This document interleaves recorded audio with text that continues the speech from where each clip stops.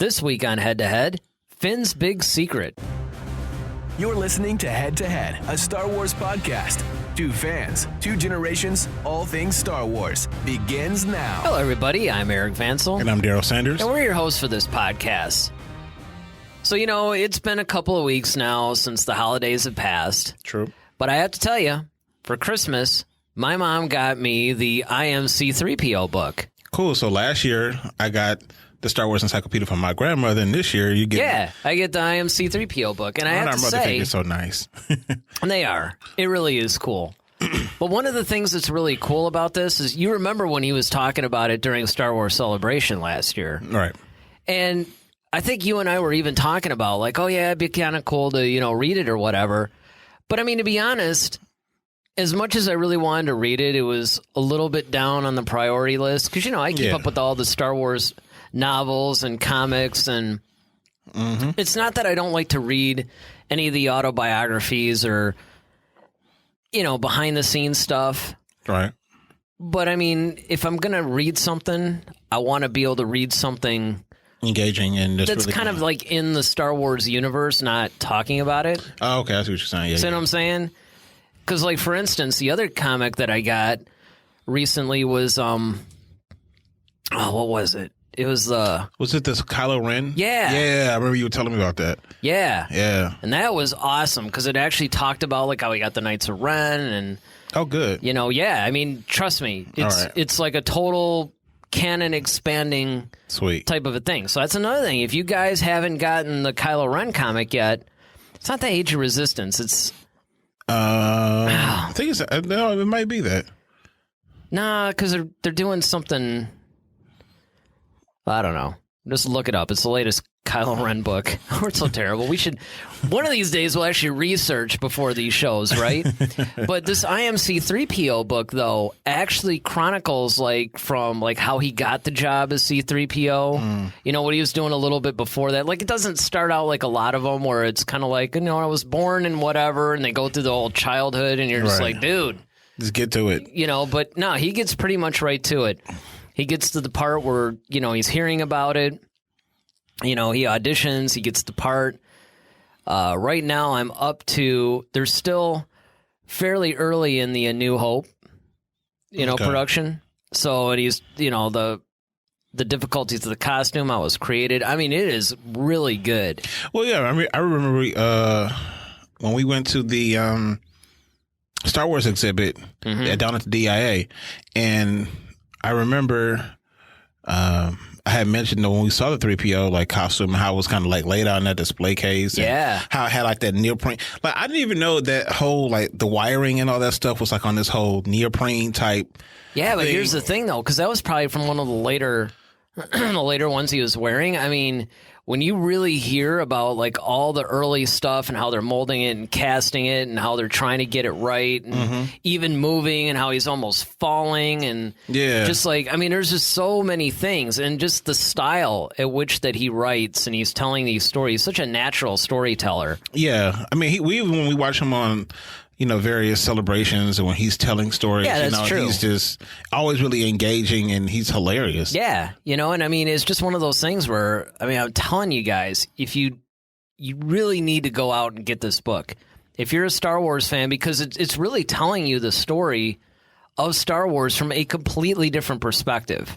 Which is funny because Star Wars is actually told from the perspective of the droids. And what's really cool about this is the fact that,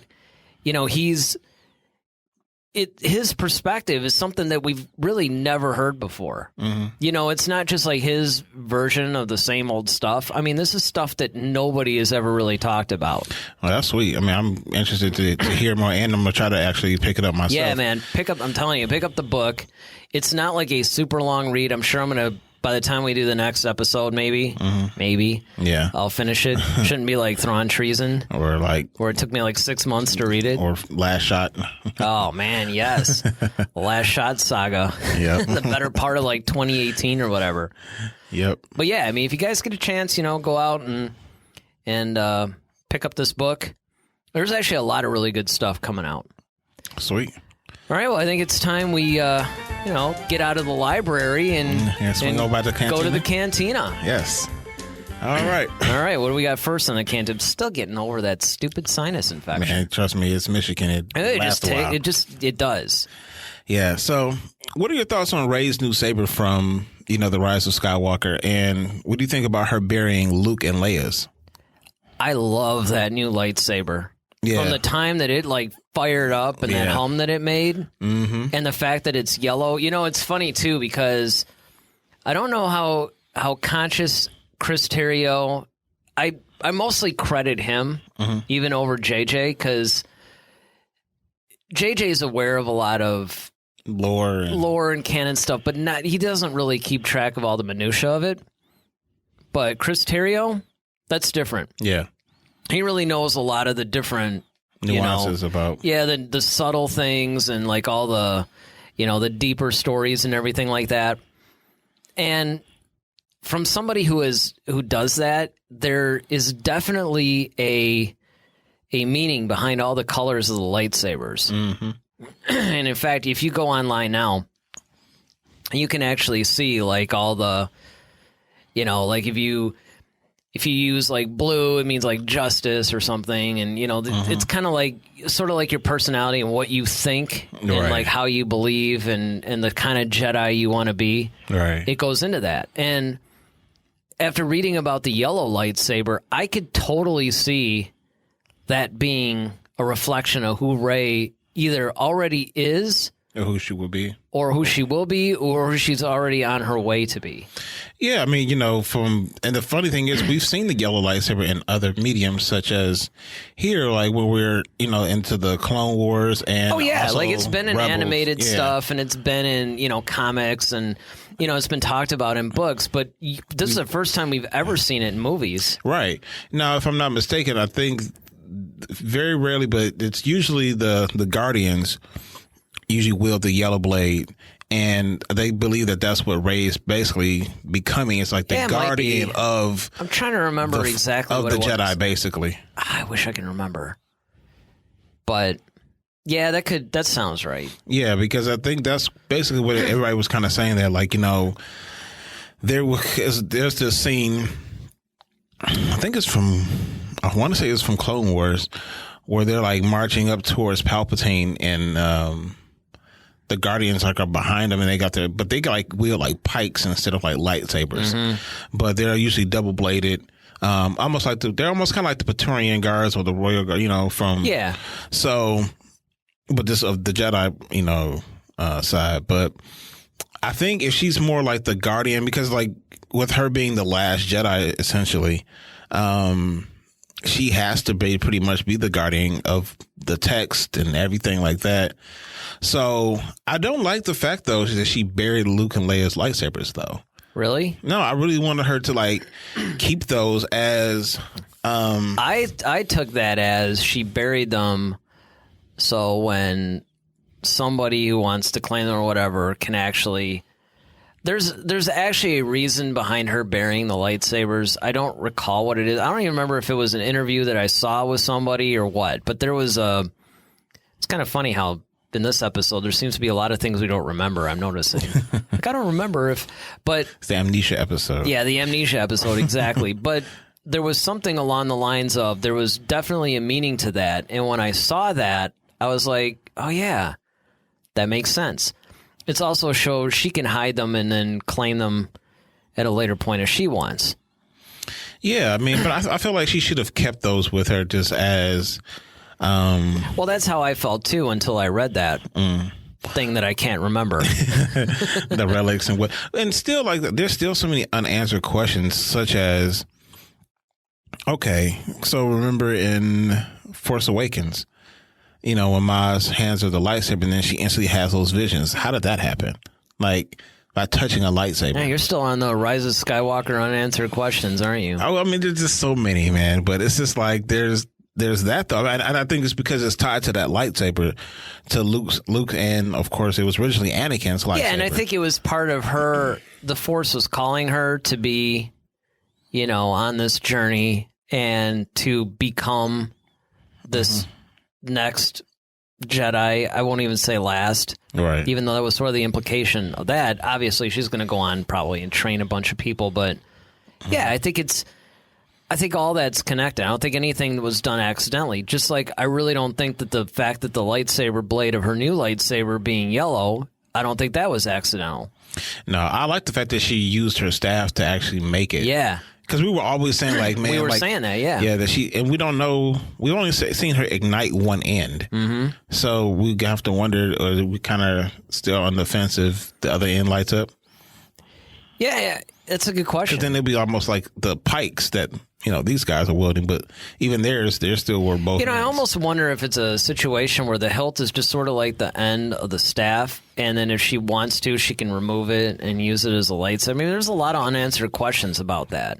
That would be cool. And I've always wondered this, like, after seeing Rise of Skywalker, did she get that idea from her evil twin? Yeah, right. Like, that's kind of cool. I think that's kind of sweet, actually.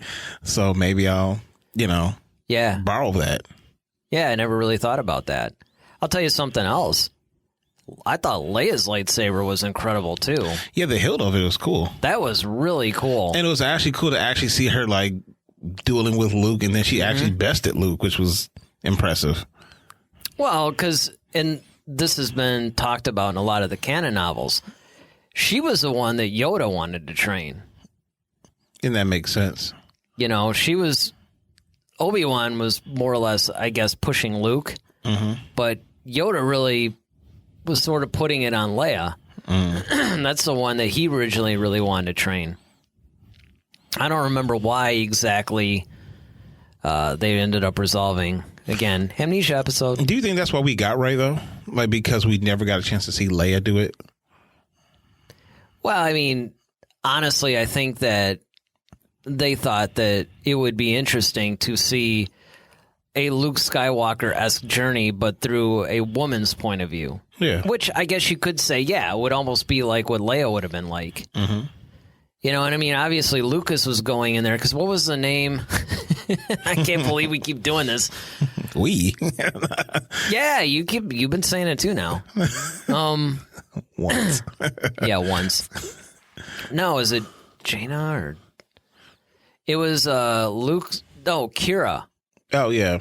Kira. Which, of course, they ended up using that name for Solo. But, I mean, Kira, I think, was the name of Lucas's original... Rey, yeah. Yeah. Yeah. So, yeah, I did remember.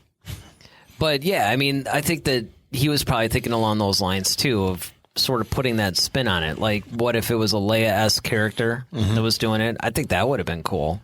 And, yeah, I think it would have been cool to see more of Leia training as a Jedi. That's why, I mean, it sounds kind of selfish to say this, but I really wish Carrie Fisher had lived long enough to do 9. Yeah, oh, totally. Because I really want to know what they would have. They obviously were going to have her using a lightsaber. Well, that's the other thing, too, is because they had to somewhat change the story. Yeah, exactly. So my thing is, like, the Rise of Skywalker that we did see, if we would have had Carrie Fisher, would have made more sense if they kept it the way it was, or would it? I mean, definitely they would have added more scenes with Leia, of course.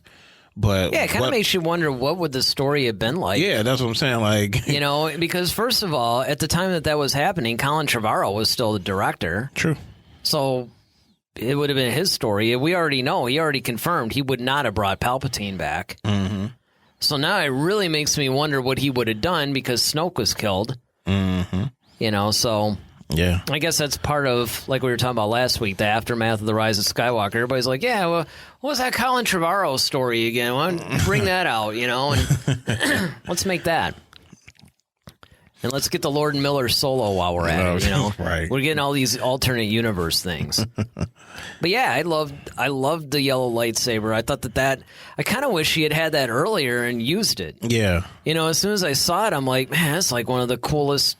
That's right up there to me with Mace's purple lightsaber. Yeah. Exactly. Yeah, that was. Or it would have been cool, like when Palpatine was like, giving her that jolt of lightning. Mm-hmm. But, like, of course, all the Jedi are, like, supporting Rey, would have made that crystal bleed and turn yellow. That would have been kind of cool. That would have been interesting. What about you guys? You down with Rey's yellow lightsaber? You think it's cool? Or you think it's stupid? Because that just seems to be the way everybody rolls in the Star Wars fandom these days. Yep. Let us know in the comments section what you think. What about her burying Luke and Leia's lightsaber? Do you think that was a good move? Did you see the interview that I don't remember? And, maybe you do. Leave it in the comments section of why that was actually the case. Let us know. All right, what do we got now? All right, next, let's go to the box office. So, The Rise of Skywalker, how did it fare at the box office? So far, so good. Yeah, so far, so good. It's on its way to, being a $1 billion movie. For all I know, it could have actually, because it's been a... Now, lately, I've heard recently that it dropped like 53% at the box office. Well, it's possible. I mean, I remember they were making a big deal about the movie dropping 60%. I remember seeing on a couple other shows that are more geared towards following box office of various movies. And they were actually debunking the thing like, oh, it dropped like 60%. Well, it turns out that if you look at all the top 10 box office, grossing movies of all time, they all drop like 50, 60, 70% after their first weekends, which The Rise of Skywalker didn't even do. It only dropped like 45% or something. Like Endgame dropped 65% or something crazy like that. I mean, it's normal. Because you have to understand, when you're opening to almost $200 million, you're not going to sustain that from week to week. And the fact that The Rise of Skywalker has actually grown in box office as compared to, say, The Last Jedi, it's actually made more as time went on. Where these other movies, they actually opened with a bigger box office, but they significantly dropped, where Rise of Skywalker's not dropping that quickly. Why do you think that is? I think it's kind of like what we talked about last week, where it's a situation of people have gone and seen it and told their friends, like, hey, man, this is, despite what because I read this online all the time where they're like, don't listen to the reviews, go see this movie. Yeah, yeah. And I think that because there's a lot of my friends that, like one of the guys I worked with, it was funny. Last week, I came in on a Friday, it was Friday. He's like, yeah, I got a bone to pick with you. And I mean, you look like you was kind of angry, right? So I'm like, oh man, what'd I do? Because it was the first day back after everybody was off. And I'm like, oh, did I forget to turn something off? Did I, destroy a piece of equipment? And he ended up, can't remember what it was. He ended up asking me something related to the movie.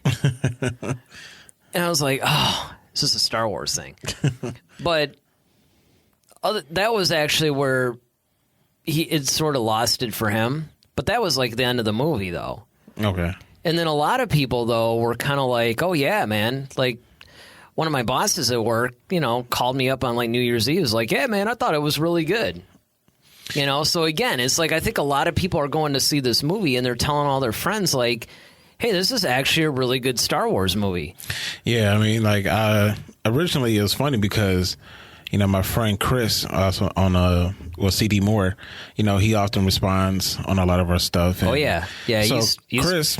Him and Patrick and yep. So my buddy Chris, man, he actually really wanted to come see it with us, and he was actually kind of primed to kind of meet us at the theater to go see Rise of Skywalker. So that would have been really cool, but unfortunately he couldn't make it.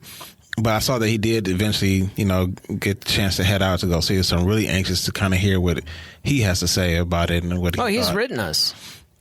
Well, I mean, he and I would actually get into like these, like really deep debate. stuff. Yeah. So yeah, that's going to be fun. Just to hear. But I mean, I think that, but he got a chance to see it later. Like, he didn't even get the chance to see it the opening weekend like he would have normally done. So I think people are still trying to find their way out to it. Well, yeah, there's a couple of people, because one of my other friends, one of the, guys on our bowling team, he didn't end up seeing it till like this past Monday. Mm-hmm. Or actually, no, it was a week ago Monday now. Yeah. So, I mean, it's like a lot of times, yeah, people just legitimately don't have a chance, so they're going to see it for the first time. I think another reason for it is because unlike The Last Jedi, I think people are wanting to go see this again and again. Mm-hmm. Yeah, it's a fun movie. It's a fun ride, and I think it's like visually, like I said, we said before, it's really awesome. Visually, and I think if you want action, if you want, the lightsaber duels, if you want some cool force powers, you'll definitely get it in here. So. But I think that's kind of what drew a lot of people back out, because that's what was missing in The Last Jedi. A lot of people were upset, not only because of how Luke was portrayed, but because it was more cerebral. It was a little bit more of a almost. It was kind of a downer movie too. Really, it was more like one of those like Glass or something like that. Like somebody who's just watching someone battle within themselves, and it's kind of like, all right, I don't want to. Yeah, I mean, it was see a depressing Star Wars movie. As much as I liked The Last Jedi, and as much as I thought it was good, I've watched it, numerous times, but it's not a fun Star Wars movie. I wouldn't classify it as fun. Mm-hmm. It's cool, but it's not fun. No. Rise of Skywalker is fun. Yeah, definitely. Even Rogue One. Rogue One, even though that was a very dark movie. See, that's a perfect amount of dark. And I'm glad you brought that up. Like, that is the perfect amount of dark. Like, when we're talking about, like, box offices and stuff, like, because everybody says, like, Empire's, like, their favorite one because it was, like, the right amount of dark. And I think that's how Rogue One was. It had enough levity in it. It had enough, but the stakes were high. You knew that, like, okay, we got to get these plans. It's a life or death situation. Exactly. And there were some really dark moments in Rogue One, too. Like, really dark. But it's kind of like you said, it was the right amount. Like, they would... Mm-hmm. And really, it wasn't... I mean, it really wasn't a lighthearted, light-tone movie at all. No. Which is why it's amazing that it doesn't hit me the same way as The Last Jedi, because The Last Jedi was, like I said, it was more depressing. It was more like... Yeah, it's more of a downer movie, because there's still a lot of action in Rogue One. Yeah, there's action in Rogue One, and then, of course, like, the characters, between Donnie Yen's character and the other guy, Mace, I think that's who it was. Yeah, Maze, yeah. Those two were kind of a cool kind of combination. And then, of course, K2SO... And then, I think that just watching the missions and bouncing around from planet to planet, it was kind of like you were on this weird spy mission with them. It was kind of that's basically what it was. And I think it was kind of like it was literally a war movie, like a Star Wars war movie. Yep. Kind of like a Saving Private Ryan kind of thing, like those World War II movies. It kind of had that vibe to it. So I think that's why it appeals to a lot of people. Mm-hmm. And they were actually able to do it without Jedi. I mean, granted, there was some Sith at the end, but Yeah, and they talked about the Force here and there, and then of course, Chirrut, Emwe, and Maze were kind of like, I mean, they were the like diet Jedi almost. Yeah, exactly. It was the whole Guardian of the Will thing, which I thought was kind of an interesting thing too, because again, there's a lot of elements of Rogue One that added to the lore. Yeah. So I think if you haven't had a chance to go see Rise of Skywalker, definitely go support it. I think JJ did the best that he could for what he had. We don't know all the different restraints. Some of the restraints we do know, which we'll kind of talk about a little bit later. All right. But, I think it was and it's almost kind of like being like the president of the United States, not this one, but, most presidents. But, where it's kind of like you're at the whim of, you don't just get a chance to make all the big decisions. You do have to run things past Congress and, the Senate and whatnot. And so JJ probably wanted to do some things, but he, Disney or Bob Iger or, Kathleen might have said, let's not do that. Let's add this instead. And, so we get what we get based upon the collective. So I don't want everybody just to go out hunting for JJ. Because I really can't wait for about 10 or 20 years to pass where we're going to start getting, hey, here's the real behind the scenes story of the sequel trilogy. Yep. Where people start talking about it. At those non-disclosure agreements. Yeah, exactly. Okay, here's what's really going on. And I don't say that because of some sort of like, oh, I want to read all the dirt and gossip and all that. I think it'll actually enlighten the movies a little bit. Yeah. You know, like it'll actually... It gives perspective. Yeah, it gives you perspective, and it would help you understand everything that went on. And I just think that would be really cool and really helpful. Do you think Disney would consider Rise of Skywalker a hit? Yeah, because they only projected on opening weekend to do 165 million, and then it made 176. So it's performing well. It's going to cross the $1 billion mark. Yeah, I think they're going to think that it's a hit. I don't think they had as high expectations for this film. It actually surprised me when their box office, predictions came out. I'm like, really? You guys are only... I didn't think it was going to cross 200 million just because I felt like The Last Jedi experience kind of poisoned enough people. Yeah. That there were a lot of people that were saying, oh, I'm done with Star Wars. And that's what I'm saying. I think that if the initial reports for the critics that came out, if they came out like, if you don't go see this movie, you need to just, like you need to kill yourself. That was the thing. Like if that would have happened, I think this movie probably would have topped. But here's the thing, and it goes along with your point, even though it almost sounds like I'm countering it, but I'm not. The reviews were mixed. I mean, there were a lot of people going like, dude, this is like the greatest movie, ever or whatever. But then the problem is there was enough people. So it's kind of like the people that were already intending on seeing it, they're going to look at the good reviews and say, good. And then the people that, maybe didn't feel very good about The Last Jedi, let's put it that way, are definitely going to look at the negative reviews and go, see? I told you Disney ruined Star Wars. And like I said, I mean, I think that's going a bit far, but certainly the lack of planning, the fact that they didn't sit everybody down and say, okay, here's the story, here's what we're going to do.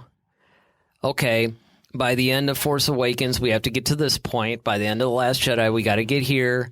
These are some of the things that, you have to hit. But go do it your way. That's what should have been done. True.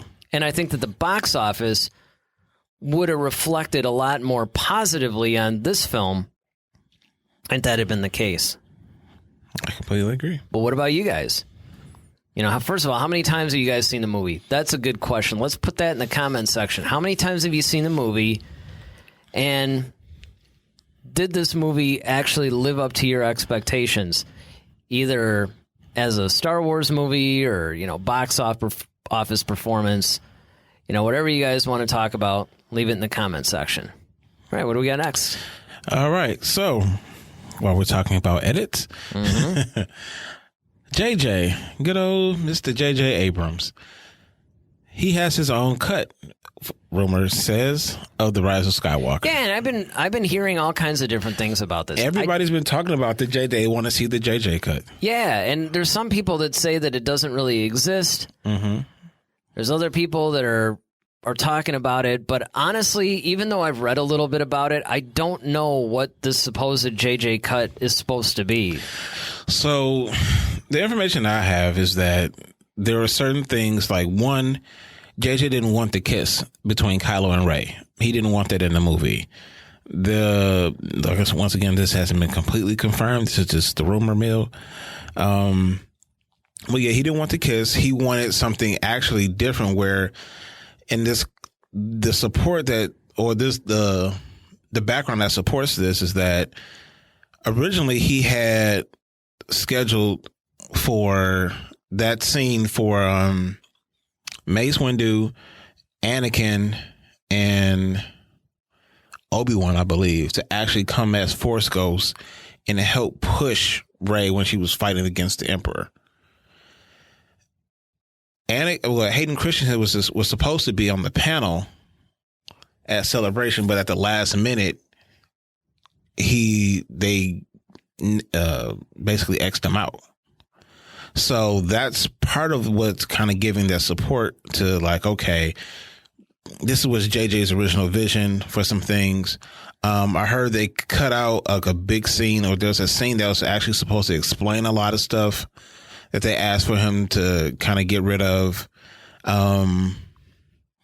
What else? And there was like something else. I heard it was even came from Lucas. It was like a Lucas thing where Lucas was like, yeah, you might not want to do that. And I think the higher ups was kind of like, well, Lucas said, you might want to take that out. And so because JJ respects Lucas so much, he took it out, but it was supposed to be one of those. So I heard it was like maybe three or four things maybe that were kind of big pivotal moments. So would it have made the movie longer then? I believe so. I believe it would have made a movie. There was also because one of them was a lightsaber duel. There was a lightsaber duel that was supposed to have had happen, and it didn't. And between who though? I don't know. Now, honestly, like it would have been. I'm either in my heart of hearts, I think it might have been between Kylo and the Emperor. Yeah, it could be. I mean, I'm trying to think of what would actually make sense. Yeah, and that's what I'm saying. Like, because I think it was supposed to be between Kylo and the Emperor, and then, that didn't happen. And I think that's when Rey steps in to help Kylo, and then that's when. So basically, when the Emperor kind of siphons the energy from both Rey and Kylo, yeah, and he's like back to like almost like a youngish Emperor with that cool red in his robe. Yeah, exactly. Then I think like it was a moment where Kylo like ignites the lightsaber blade and he's coming for Palpatine, and Palpatine takes out a blade and they start dueling. See, and that's the thing. I thought that Palpatine should have had a lightsaber duel. Yeah. I really do. I mean, that was one of the things that, if there was something that I was disappointed in, that's what I really thought story-wise should have happened. It wasn't like, I really want to see Palpatine duel again. No, I really felt that was what they should have done. Well, especially, I think I would have liked it to have happened. I wish it would have happened in the beginning when Kylo first arrives on Exegol. Like Kylo but it wouldn't have made sense though, because he was still kind of like half corpse Palpatine, and he's trying to get his life force back. Well, that's what I'm saying. Like, I wish that part wasn't really like a thing. You just wish he was kind of back, but not completely back. But like, I felt like he should have been strong enough to kind of defeat Kylo in the Force, and there might have been a lightsaber moment, and then. Of course, Kylo thinks he gets the upper hand on the Emperor, and then that's when the Emperor uses the Force to actually, like, subdue Kylo. Well, I mean, as long as we're talking about stuff like this, too, I really wish... The only thing that didn't make sense, it makes sense in Revenge of the Sith to a degree. It doesn't make sense in The Rise of Skywalker. It's like when Rey's putting the lightning back on him, why didn't he just stop it? Oh, right. Exactly. It's like this has happened before. You should know by now. Not only that, he should know anyway. I mean, if I'm shooting lightning at you and you're deflecting it and you shooting it back at me, it's not like I don't know what's going on. Right. I know that my own lightning is being deflected. Right. I know it hurts. Yeah. I know. So it's like... But it's also happened before. Like, well, there's that, that's how I became Palpatine with the Emperor anyway. Yeah, but I mean, it makes sense that he didn't do it. It makes sense that he allowed himself to be disfigured in order to further the whole... And I think that's why he continued shooting the lightning even though it was being deflected. Kind of like, okay, on one hand, I didn't expect this guy to be able to do it, but I could use this. Yeah. But it makes no sense. Well, once again, I believe it's an arrogance thing. Like I've said before, I think it was more so Palpatine felt like, okay... Now, see, I can understand him because he knew Mace was powerful. He just thought he was stronger. Mm-hmm. He's always respected Mace, and he respected Yoda, definitely. But Rey, he's like, oh, come on. It's like... even though that's his grandchild, and he understood, he knows the potential she has. Is that he knows that she hasn't been training that long. Even though what she knows and what he knows and what everybody knows, it's like none of that matters. I could not know you from a sand person, right? But if I'm shooting lightning at you and you're deflecting it back and it's starting to destroy me, there's a point where no matter how prideful I am, I'm going to be like, hey, maybe I should stop shooting this. Well, I think he just felt like he could beat her. I think he was just like, I think he had to. So what you're saying basically is like, if I keep shooting, eventually it's going to overpower and come back. Yeah, because maybe the other thing that I was thinking of is, remember how he wanted to sacrifice himself and go into her? Yeah. Is maybe he thought that, okay, fine, this is the way she's going to kill me. It'll sacrifice me and I can go in and possess her. Right. And then that just didn't happen. No, but I think it has to be and that's what I think it has to be a willful thing. Well, it's not just that. And here's what I thought was really cool. And once again, it shows that a lot of people are missing the whole point of everything, is the fact that, because everybody's like, well, he killed anyway. It's like, yes, but in order for Palpatine to go and possess her, she would have had to kill him out of anger. Yeah. And she didn't do that. Right. This is more of the passive, peaceful, approach. Defensive approach. Mm-hmm. So, I mean, all that said, though, I think it would be interesting to see this JJ cut it if it truly exists. Even if they do like a director's cut, on the Blu-ray or whatever, because I would like to see his pure vision. True. And maybe that would make, because, this is a lot of thing that happens in Hollywood because it is a business. It's like somebody might have a vision and they let them do just enough of it and they tamper with just enough of it to ruin it for everybody. Yeah, true. So it's not 100% anything. You know what I mean? It's like, well, it's not completely his vision, but it's not completely what they wanted. It's almost like too many people are able to... taint it. Taint it, weigh in on it, basically ruin it. And then, of course, it comes out with the reaction. Like, a lot of the fans didn't like it. Well, yeah, like I said, I mean, like, I didn't understand the kiss. I don't think it was earned. I don't think it was... I think there's a lot of things... That's true. It's kind of like one of those things where it was nice, and it didn't... I didn't hate it, but it was one of those things where I think that if they just had let Kylo Ren just die, be redeemed, turn back into Ben, he does this heroic thing, there didn't need to be a kiss there. Yeah.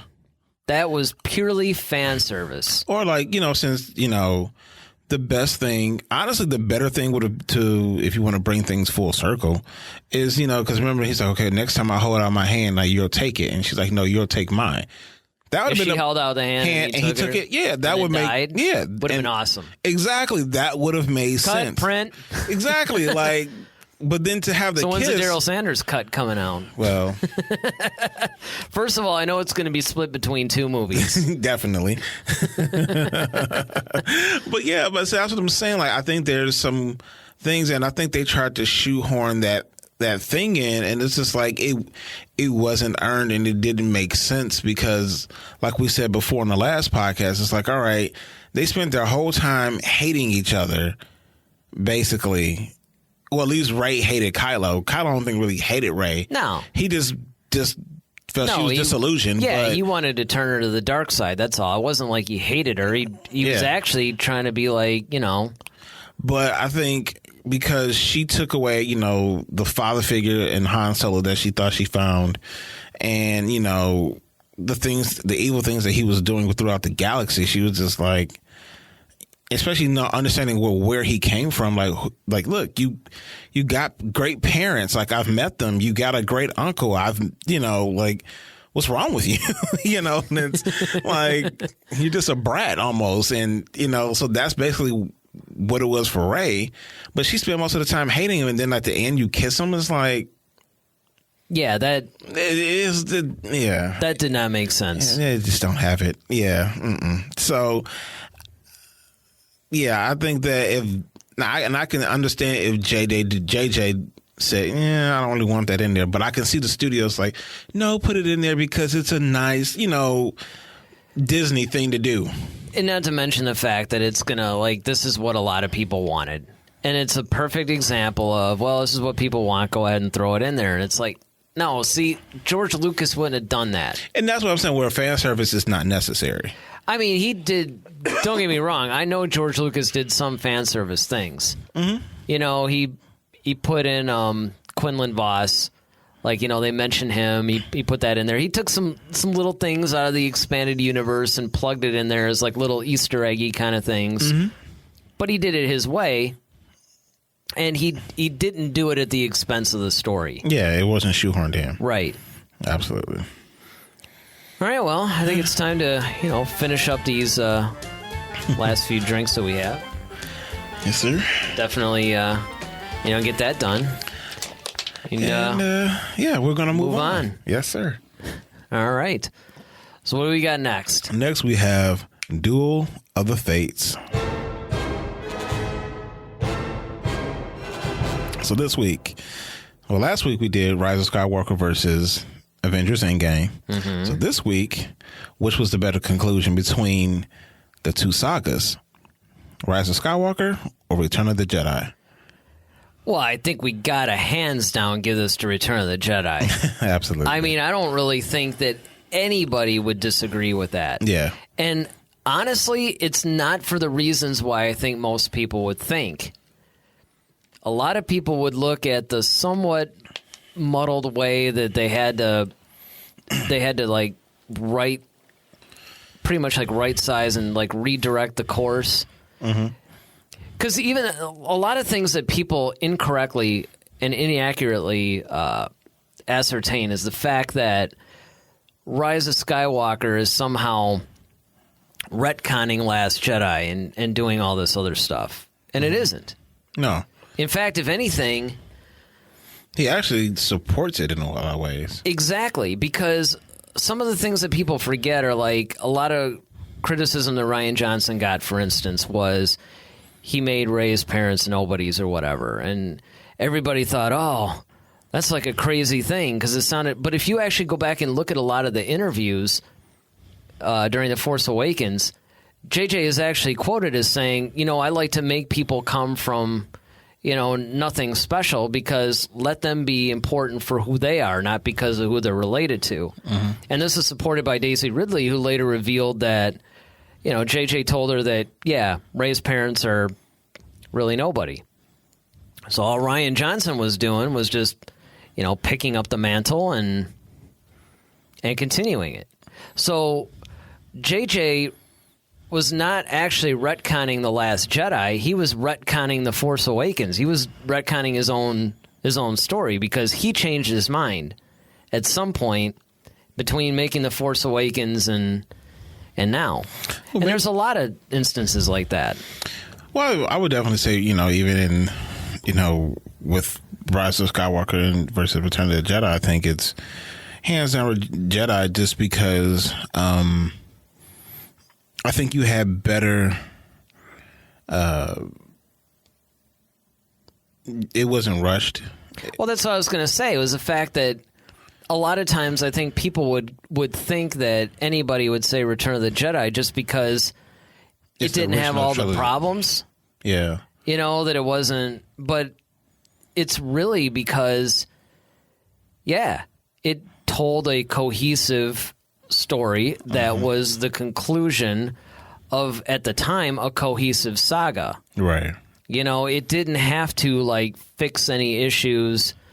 It wasn't trying to shoehorn a bunch of stuff. It wasn't trying to be nostalgic because it was fresh. Right. It was just a better story. Yeah.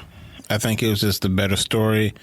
I think, as much as I love the new cast, I think you still have better actors with Harrison Ford. Oh yeah, and, hands down, and Mark Hamill. So, and the chemistry was better.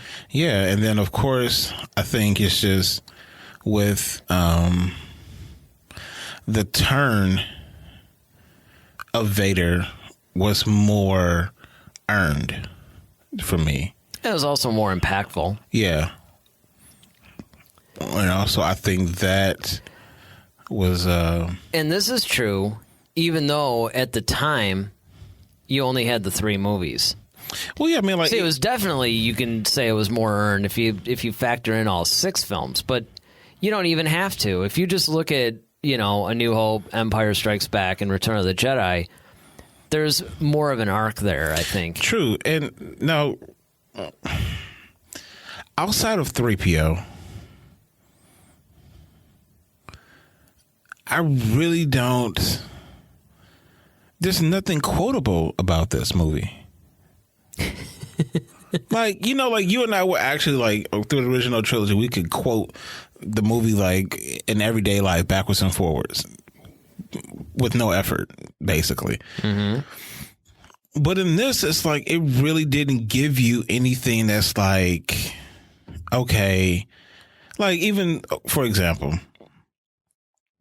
because it was basically like a rehash of like when Kylo turned back to the light, you know, he basically just said the same thing he said to Han, like on the bridge.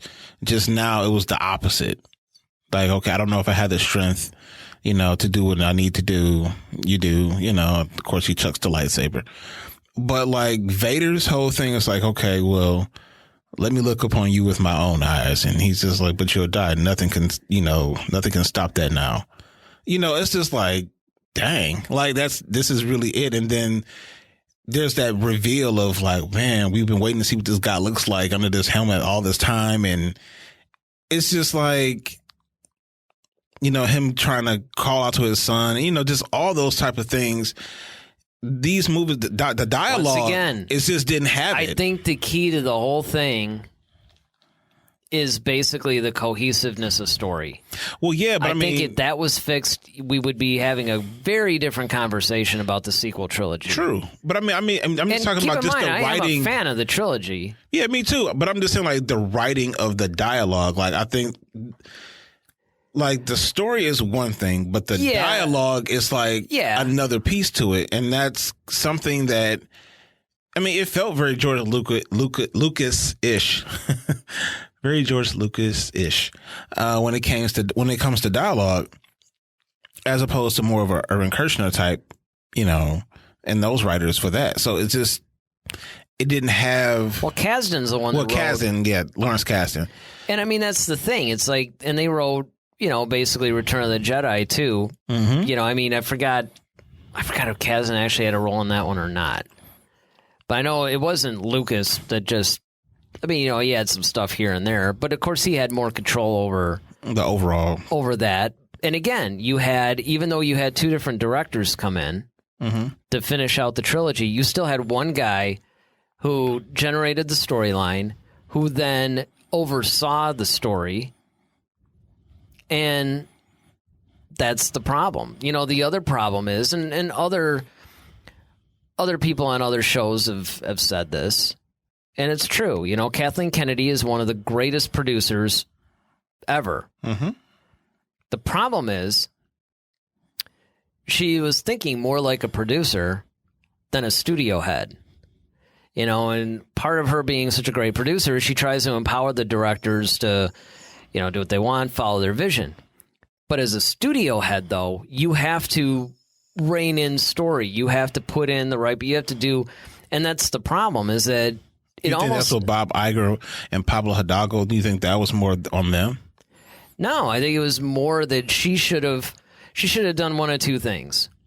Either basically made, of course she's the head of Lucasfilm, so that would have been tough. Ultimately, she should have been acting and thinking more like a studio head than a producer. That's the bottom line. You know, you need to say, hey, no, you can't do this. We need to do that. You need to make sure of this. And not just give these directors like complete free reign to almost do whatever they want. And then if they don't like, because that's the problem. It's like, oh, well, I suddenly don't like this, so now you're fired. Or, you know, I'm going to make you reshoot like 80% of the movie. I mean, it's like there's been a lot of really big problems. You know, now on one hand, you know, you can look at the other side where, you know, every one of the movies that she's been involved in has made over $1 billion. Mm-hmm. Feige can't even say that about the Marvel movies. True. So, you know, here she is. Like every movie that's come out under her watch has made over $1 billion. Some have made over $2 billion. So you can't really say that she's a failure. No.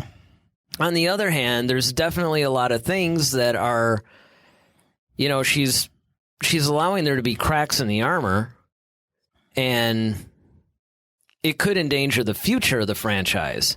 True. So, I mean, I think that that's where, when you look at the difference between not to mention the fact that, everything was different. Like you pointed out, a week or two ago on one of our shows, it's like, well, at the time that Star Wars was new, and I mean, not just the first movie, I mean, all three of the original trilogy movies, it was a big deal. Mm-hmm. It was a thing. It was an event. There was no other movie like it. Right. Well, now Star Wars still manages to stay a little bit ahead of, a lot of the stuff. And I heard, I don't know which movie it's supposed to be. It might be the next Star Wars movie. There's supposed to be some technology that hasn't been used on a movie that's being held specifically for the next Star Wars movie that's just going to blow everybody's minds. Mm. So I'm really curious on what that is. Interesting. But all that said, even though they managed to stay ahead of the curve, there's still a lot more movies that are Star Wars-ish as far as effects and all that. Back then, there weren't. True. But I would still say that Return of the Jedi wins this just on the merits of its story and its execution. Absolutely. So what about you guys? What do you think? You going to give it to Return of the Jedi? Or are you going to give it to The Rise of Skywalker? I have a feeling I already know the answer. Because even all the people that love The Rise of Skywalker wouldn't put it over Return of the Jedi. No, yeah. On the other hand, don't forget, we are not saying which one's the better movie. We're saying which one's the better end to its respective saga. Right. So let us know in the comments section below.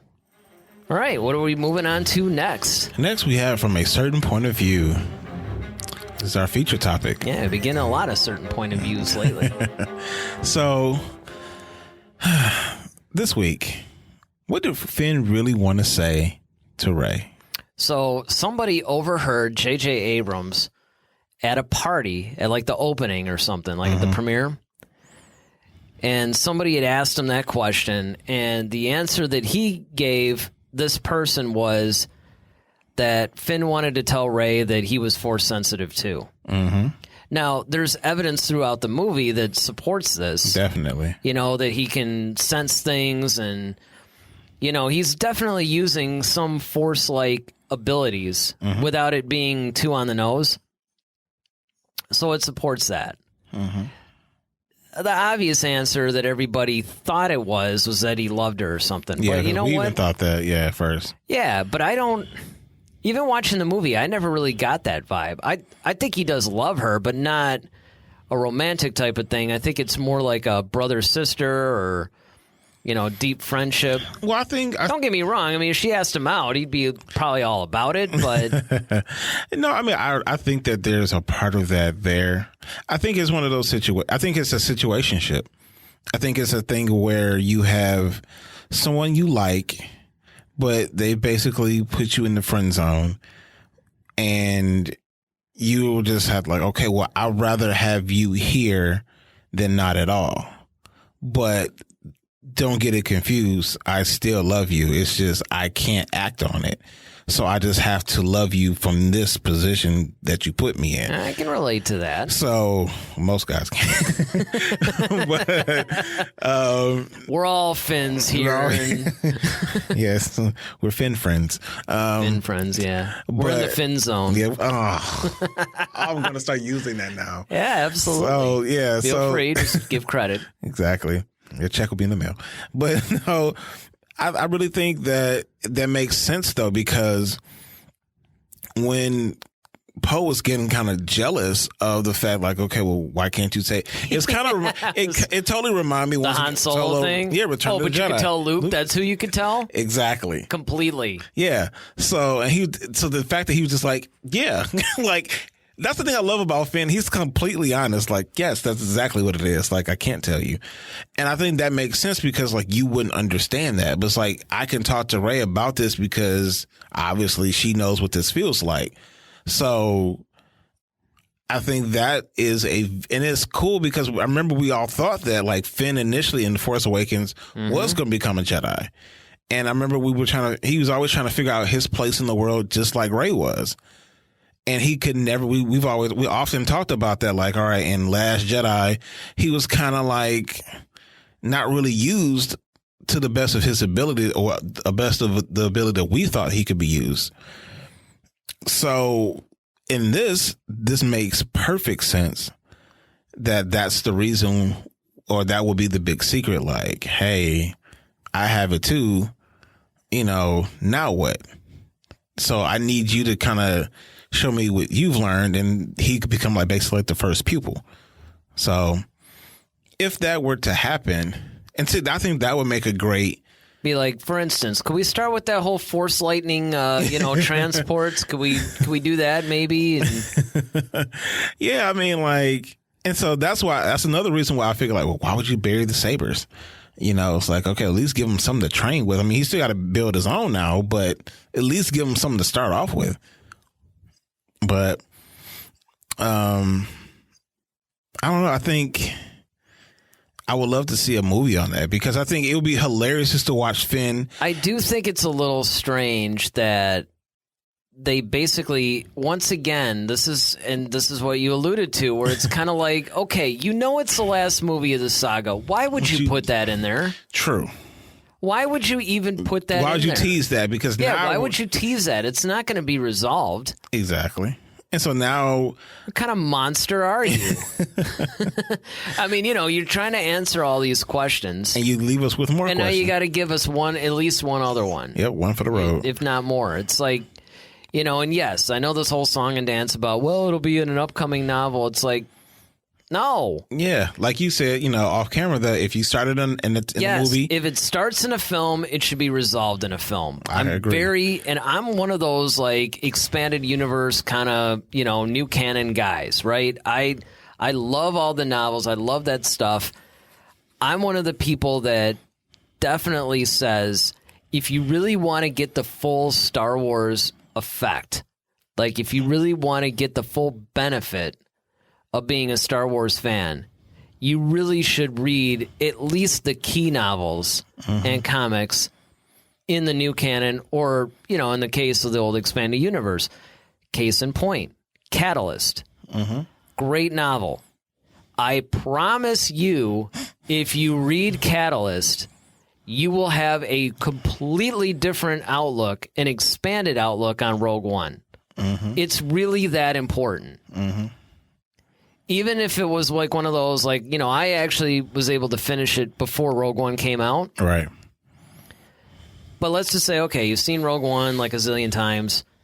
Go back and read Catalyst, and then watch Rogue One again, and watch what it does to your viewing experience, even if you've seen it a dozen times.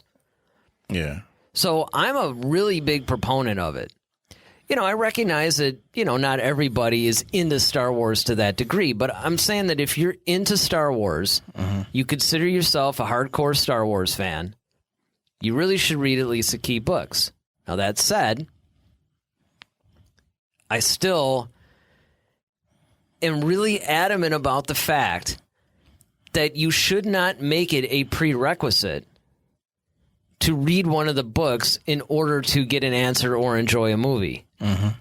It's one thing if you want to maybe cover more of a backstory, or maybe expound on something that was done in the films or something like that, and you want to, give more detail.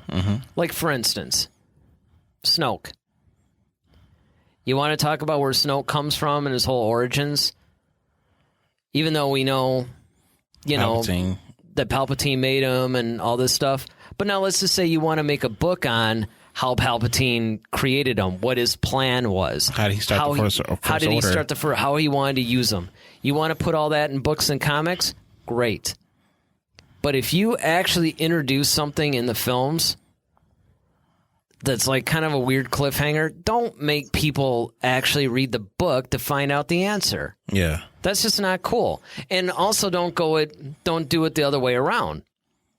Don't release a movie that people are like, well, I don't really get this. Oh, but if you read the prequel book to it, then it'll make perfect sense. It's like, well, no. Exactly. I shouldn't have to read a book to understand a movie. It's like a manual. Exactly. It's like, just that's something that I've always felt very strongly about. And I'm one of those guys that loves to read all the stuff. Oh, yeah. You know, so I mean, it's not one of those, like, I'm one of those film fans only and I'm complaining, you know, pulling a whole get off my lawn about the expanded, I don't really want to say expanded universe because that implies the old Legend series, but, you know, the new canon of books and comics and games and whatnot.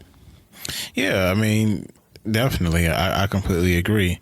And that's what I'm saying. Like, this definitely sets up for something like, okay, is Finn getting his own series now? Is Finn... Well, like, and of course, you know, John Boyega famously said, you know, he's been getting himself in a lot of trouble lately. Like, every time you turn around, this guy gives an interview that gets, like, hammered. So the first thing that he did about a month ago, it was shortly before Rise of Skywalker came out. It was actually about a week or two before the release. You know, they were asking him about, you know, Finn and his things, and he just basically said, you ain't going to Disney Plus me.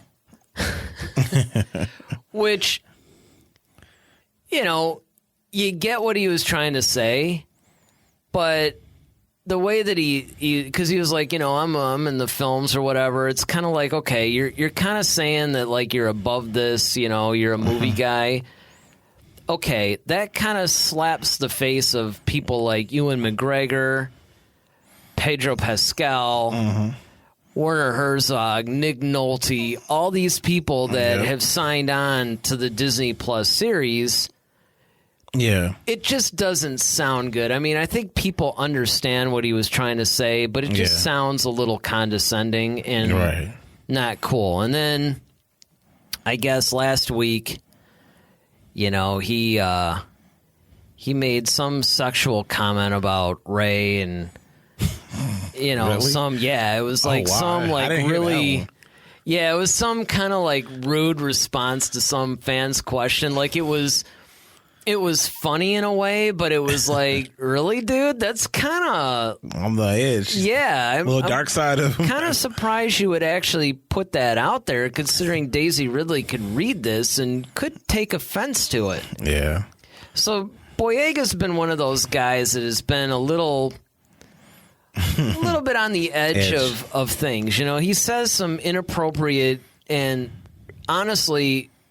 you know, as far as his career goes, kind of stupid things. Even though he means well. Right. And I think the only reason why it hasn't gotten him in, like, serious trouble is because everybody's kind of like, well, you know, he means well. He's not trying to be a jerk. But and it's he's like, a jokester anyway, so yeah, and you it's kind of like, know. Right. But I can't help but think that, you know, we would probably end up getting... Oh, we would be fired. Yeah. I mean, we would have never worked again in Hollywood. I mean, it's just one of those things where, I mean, our career would be over before it started. So, I mean, I can't. But even then, even I'm going like, dude, really, you should know better. We wouldn't. You know, because, I mean, if you're in this position, you should probably use your head a little bit, you know, and maybe not say these things. But with that said, I would hope that he would change his mind and actually do a Disney Plus series, or maybe down the line they do revisit Poe, Rey, and Finn, and maybe answer some of those questions or whatever.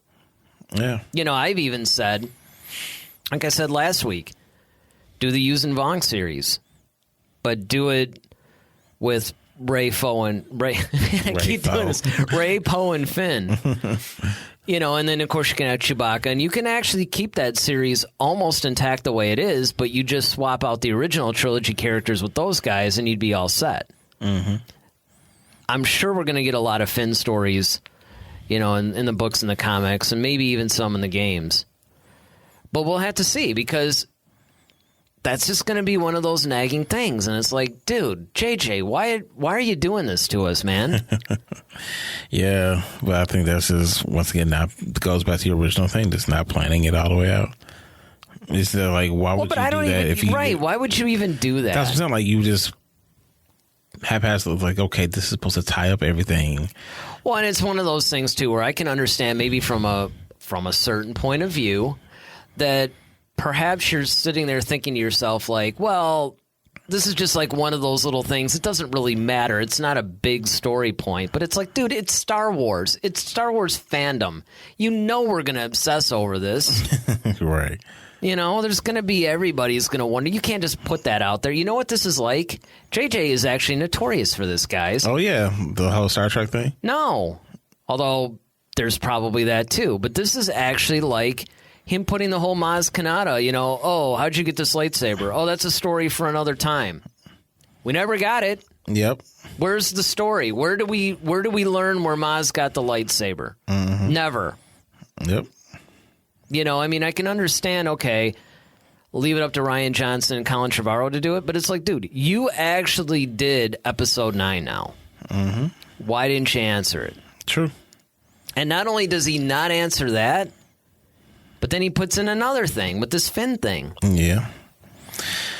It's going to be... Yeah. Well, hopefully we get the answer. But what about you guys? Sound like you need to go back to the Cantina again. I know, right? What do you guys think of this whole Finn secret thing? Do you think that what JJ told this other party guest was pretty much accurate? I mean, I guess it would be, considering he's the one that made it. But, or do you think there's something deeper? Or how about this? What do you think it should be? You know, do you think that... Because it could be like the whole love interest thing, right? But it could be something else. What do you think Finn's whole secret should be? Leave it in the comments section below. All right, I think more than ever, I might need to, you know, after a good rant, I think that, like me, like you, let us clear your mind. That's right, we're going to clear your mind of questions. Free yourself from anger and be at peace. That's very good, man. I know, isn't it? Kind of expanding this whole thing a little bit. I would say, hey, next thing we're going to have like incense burning on here. You know what? We're not part of any kind of a network. We could pretty much do whatever we want. So let's burn some sage in here. That's right. Let's have some fun with this thing. Pretty soon the set's going to look a lot different, but got a bomb. Never mind. Not that different. I did see a funny meme, though. You know how, like, in Michigan, they've outlawed, or they moved the cigarette age up to 21? Mm-hmm. So now, because of the legalization of marijuana, there's a meme that's like, now kids are saying, like, quick, put out the cigarette and light up a joint to cover up the smell. Which I thought that was actually kind of funny. That's hilarious. But we're not going to quite clear our minds to that degree. There's no death sticks or spices. No death sticks, no spices. This is where we answer your questions that you submit to us. Who submitted the first question for this week? Simon Fleur. I believe I'm saying their last name. If I'm not, I apologize. It's the death sticks. Do you think Kylo's redemption was believable? So here's the thing. And, of course, we've covered, you know, this stuff a lot on this episode and last episode. I do think, like you said, that it was a little rushed, more because it had to be. But for me, yeah, I did think it was believable. I thought that was the one thing that I didn't think that would happen, actually. Because, number one, I didn't want him to be redeemed. Mm-hmm.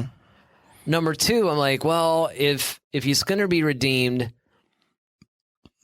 they sort of set it up in the beginning of The Last Jedi where it was possible. Mm-hmm. But then once he turned and said, no, not doing it, it's kind of like, oh, if you want to redeem him in 9 now, you're really going to have to do some setup. And honestly, I was really surprised even while watching the movie, like, I'm really buying this. Mm-hmm. And, you know, a lot of times people might say, well, you're buying it because it's something you want. But no, you have to understand, everybody, this is not something I wanted.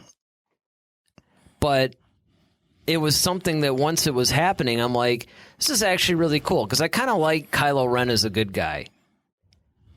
He's sort of funny as a good guy. And there's just something cool about him. Like, he's actually probably my favorite character of the sequel trilogy, honestly. And so to see him turn... Now, what I wanted to see, if you remember, and we talked about this, if Kylo Ren was going to turn, I wanted Rey to go dark and him to go light. Yeah. And now he has to fight her, and now it's sort of like the situation's reversed, and he can go and say things like, look, I know what it's like to be you. I was there. This is not the answer. This is not what you want to do. Mm-hmm. And that I thought would have been really compelling. But yeah, I ended up believing it. It's just the only problem that I had with it, besides the whole kiss thing, and it's just like, it's just that they rushed through it a little bit. I would have liked to see them take their time a little bit more. Not necessarily change the way it was done, but just space it out a little. Gotcha.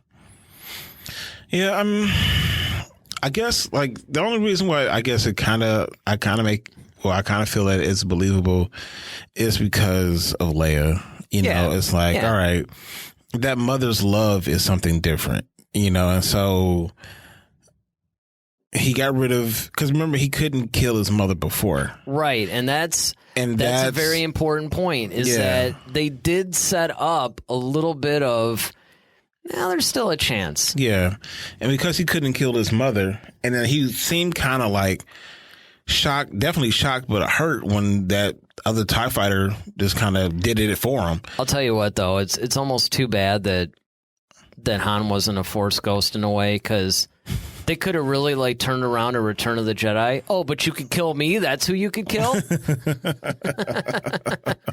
he didn't fire on Leia, it's like, really, dude? You had no problem putting a lightsaber through my chest, but you can't even see her and you can't fire on her. You can look me in the eye and impale me, basically, and then watch me fall down a 1,000-foot shaft. Yeah. But I think the cool thing of it was Leia, you know, doing the whole Force projection thing, but as Han, you know, so that was a cool thing. So I guess that's like, okay. And I think that's the only way you're going to sell it, because of course we all know how we feel about Carrie Fisher anyway. Mm-hmm. And it's like, okay, how are they, because we were always trying to figure out how are they going to write her out of this, because it's like, all right, we knew they only had limited amount of footage of her. So it's like, okay, well, how are you going to explain her absence at some point? Or how are they going to kill her off? Like, and they're still not really clear on that, because I'm hearing all kinds of different things, right? Because that's one of the theories that's out there, that, okay, she was kind of projecting herself and she sort of made him remember Han, or somehow was responsible for that. There's others that are saying that she basically had, you know, basically done the whole like Ben and like whispered and kind of distracted him, and that's what... Because Rey had lost. Yeah, Rey had lost. She distracted him. He was kind of like, wait a second, and having some second thoughts, at least, for some weird reason. Because that's about the only thing where I would say it's not 100% believable. It's like, she just whispers, and he's kind of like, oh, maybe this isn't right or something. But it did distract him at least long enough for her to, you know, put a saber through his chest. And then it was kind of like her force healing, and this is where you could really start to hang on to this if you're really going into the in-universe stuff, is that when Rey's like flooding him full of all this light side power to heal him, then not only is it healing him physically, but it's also healing him emotionally, and he's overwhelmed with the sense of the light side, which he had been tempted by anyway. So it was just the push that he needed. Right, and then, of course, she goes away and stuff, and then he remembers Han, and now he's playing out this whole conversation in his head, and, you know, it's almost like a way for him to forgive himself or whatever. So they're a little esoteric on how all this stuff is happening, but no matter which one is actually the case, yeah, I would say that's true. That definitely this is all playing a part in his redemption, and that's why I think it was believable, even though it was a little rushed. It was like, okay, I can hang on to how they're doing it. I just wish they would take more time, and it's not all happening in like one scene. And then of course, like, so I'm trying to remember. Did Leia disappear after Kylo died, or did she disappear after he turned to the light side? That's a good question. One that you guys might have to leave in the comments below. Yeah, I'm trying to remember. Yeah, I saw it. Yeah, That's a good question. Because I distinctly remember, like, a lot of people were saying that was like he died, she disappears. It was kind of like almost it wasn't simultaneous. No, but I think when she went to the light side, that's when she disappeared. It could be. Yeah. I think that's what happened. I mean, because they did have the line where it's like something about how she had to save her son, or she had to. She said, "What she's gonna do is is gonna take all her strength." Right. She's got to reach. It's gonna take all her strength, and that's kind of like, oh yeah, okay, Yeah. she's going bye bye. Yeah. It's kind of like how we all knew. When Han Solo was like Ben, and he's walking out on that bridge, you're like, "Yep, rumors are true. Yep, here he's it is. gone." Yeah. I'm about to watch the death of one of my favorite all-time characters in the trilogy. Hey, thanks, guys. So, yeah, you could tell that was definitely her going, Yeah. yeah, this is it for me. Yep. But, what do you guys think? Yeah, what do you guys think? Do you think that, was it believable for you? Did you think it was too rushed? I know a lot of people didn't want Kylo to be redeemed. A lot of you all wanted basically like, no, he's evil. He killed Han. He can't be redeemed. Mm-hmm. That's it. That's all. But in this context, and we all said it too, like if it's going to happen, you have to really do it right. Yeah, you got to do it right. I think, the way that they did it was fine sufficient with it. enough. Yeah. I mean, you could sit there and nitpick it to death and say, well, could they have done this better or that better? Yes, they could have done it better. Look, guys, they could do anything better. You could sit there and say, hey, George Lucas could have made a better battle between Obi-Wan and Darth Vader. That's true. It's kind of like, it's been done. It's right. And that was a really cool battle, and it kind of makes you like, man, I wish why can't he do that as a special edition thing? Yeah, just drop that, just give whoever that money and just let him do it. Or have him go, you know what, that's pretty cool, and let him do his own version of it. But again, you can nitpick this stuff to death. At some point you got to stop and just go, you know what, this is a movie, and move on. Yep. So what do you guys think? Do you think that, like you said, was it believable for you? Whatever, just leave it in the comments below. I'm getting crankier as this podcast goes on. Told you, I'm gonna get the keys. Fired up, man. Gotta get the keys to the cantina. That's right. If I were you, I wouldn't leave any negative comments today. Save them for like another week when I calm down a little Force bit. chokes for everybody. That's right. My answers might not be as nice tonight. All right. What do we got next? Who's our next victim? So next we have Bakar Azul. And he asks, so what do we call the new force power between Rey and Kylo where you can fight each other but not be in the same location? Force Amazon. Somebody's a prime member of the Force. Right. It's like, yeah, it would basically be like what is that? There's actually like some name where it's kind of like you're transferring stuff between, because I brought this up to you, and I remember you were trying to compare it to like almost like force choking, because I was like, how do you battle someone in the force but like it's taking place in real because real things are happening, you can see the person but you're not there. Like, I get having the conversation because, of course, we saw this in the original trilogy when, Vader's like, Luke, father. Of course, we saw it with Luke and Leia. They've done it. Well, it's no different than like, okay, I could call you on the phone, but, I can't like sit there and reach out and grab your necklace off you or something. You know what I mean? It's like...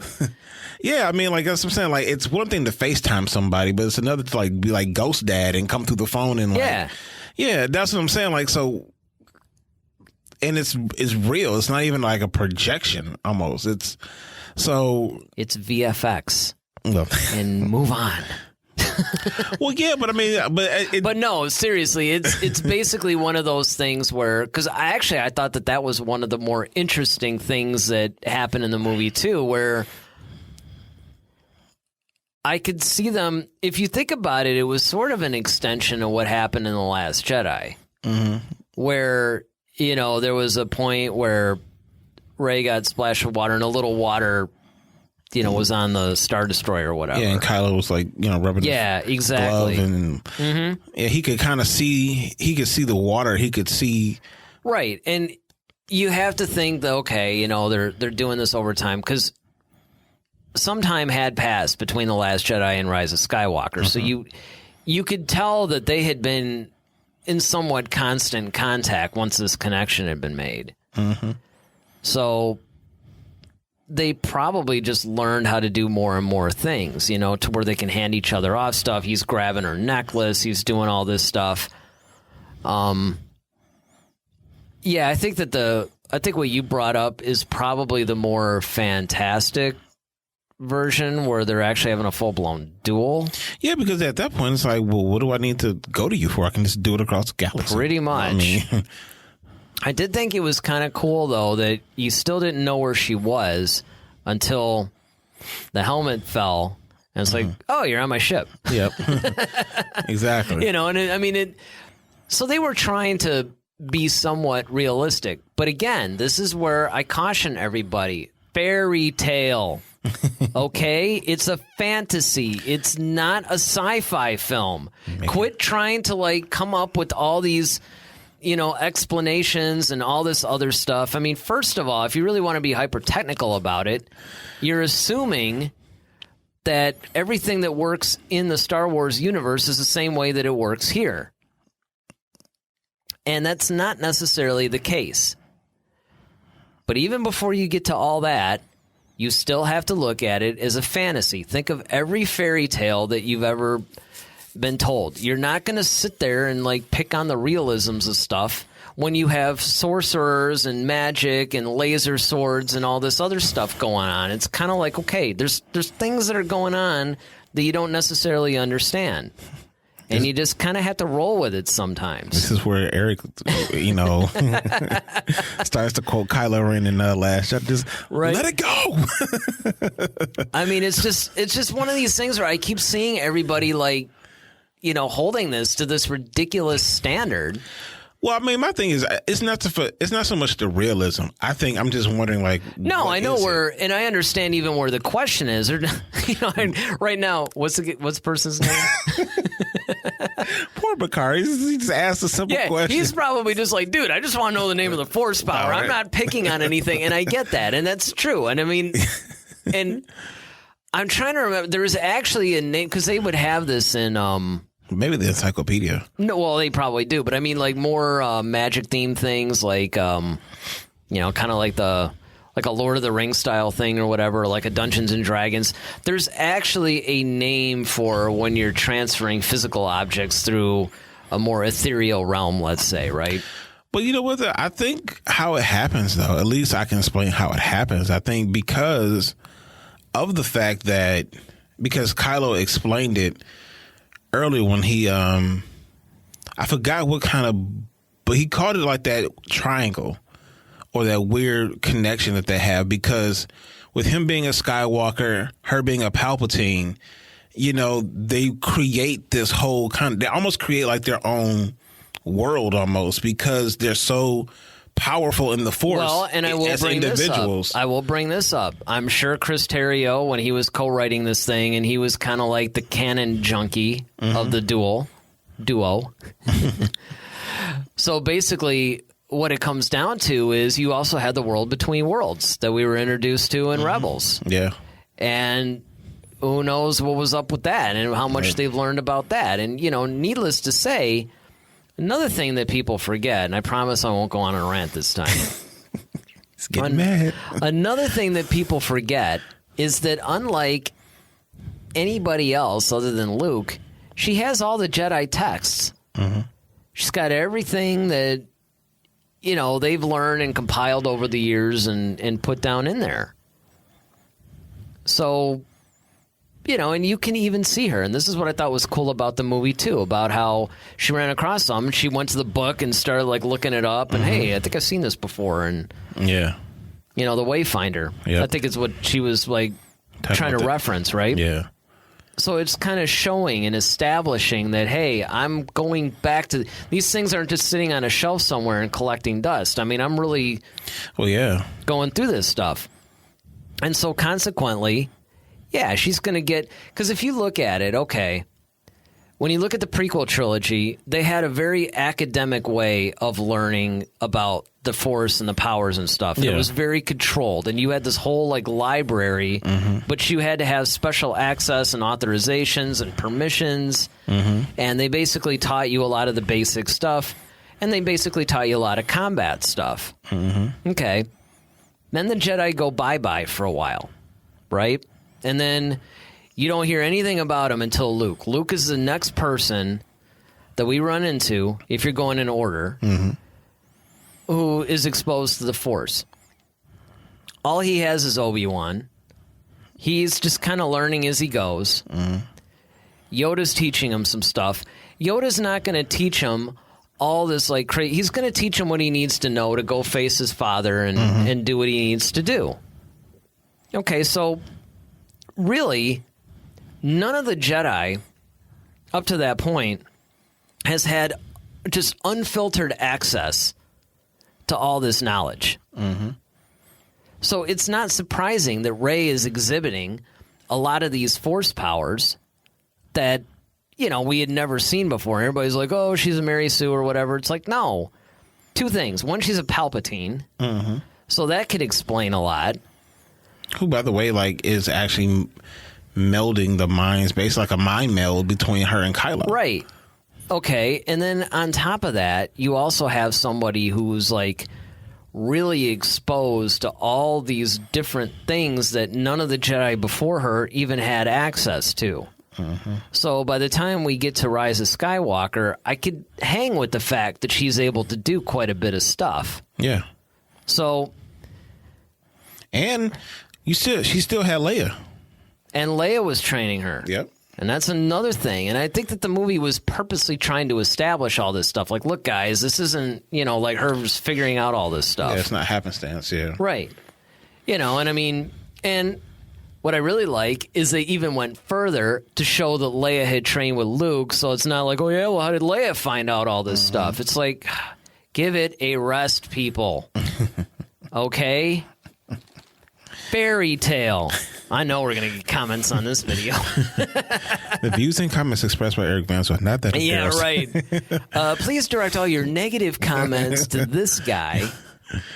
But yeah. So Bring it on, man. I'm going to research this. I'm going to try to figure out what this Force power is. Yeah, I mean, I'm sure there's a name for it. You know, it would actually be interesting, and it would probably be good. I've thought about this, too. I can't believe I'm actually going to say this, like, on the show.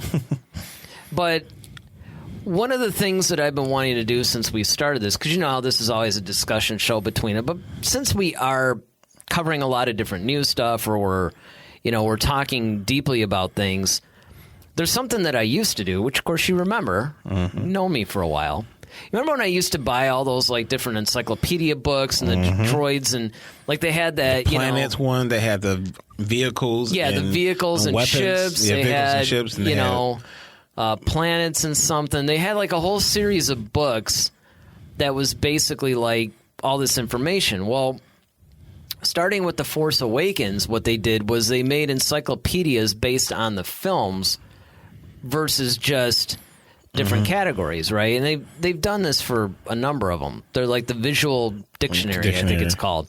So we really should probably be studying up more on this stuff. Not just to answer the people's questions, but just, for our discussions. So, yeah, and that's something that I want to get back into that I sort of got out of.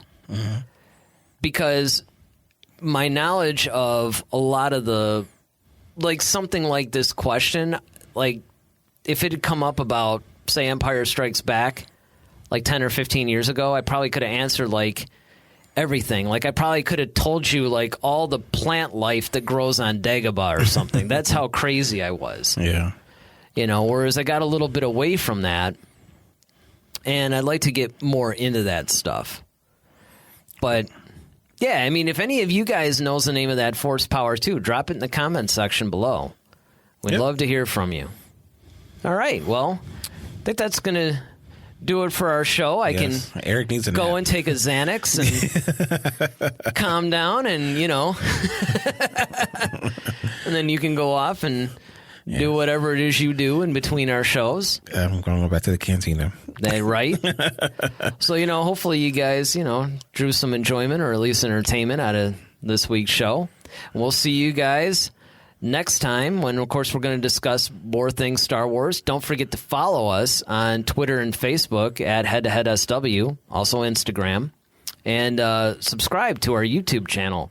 We love it when you guys, talk to us, discuss things with us on our social media and the YouTube comments. That's really one of the reasons why we do the show and why we want to continue bringing it to you every week. So, I'm Eric Vansel. I'm Daryl Sanders. May the Force be with you. Always. Head to Head, a Star Wars podcast. Be sure to follow us on Twitter at HeadToHeadSW. Submit your questions for our next show. Visit our official website at headtoheadswpodcast.com. Until next time, may the Force be with you, always.